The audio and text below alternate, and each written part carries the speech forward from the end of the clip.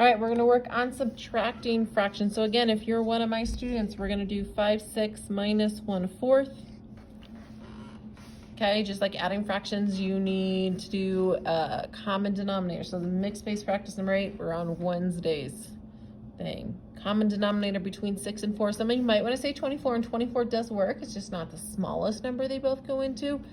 So we're just going to have to reduce more. So we're going to do 12. 6 times 2 gets us 12, so 5 times 2 is 10. 4 times 3 gives us 12, so 1 times 3 is 3. And then instead of adding, you just subtract them. 10 minus 3 is 7. Keep your denominator. Okay, let's do one that's a little bit more complicated. 5 3/4 minus 1 5/6. Common denominator, still going to be 12, right? Because it's the same numbers up there. So over 12. 4 times 3 gave me 12. So we got to multiply 3 times 3, and that's where we get 9.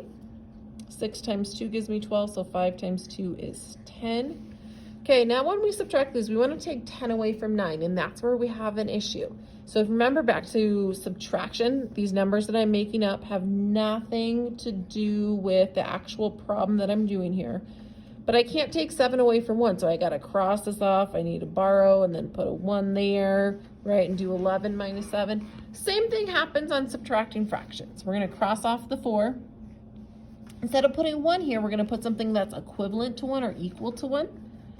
And so since our denominator's 12, we're going to put 12 there. So 9 plus 12 is 21. So I'm just rewriting this so it's easier to see.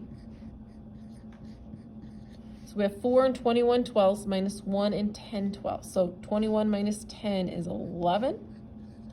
4 minus 1 is 3. So this becomes 3 and 11 twelfths for subtraction.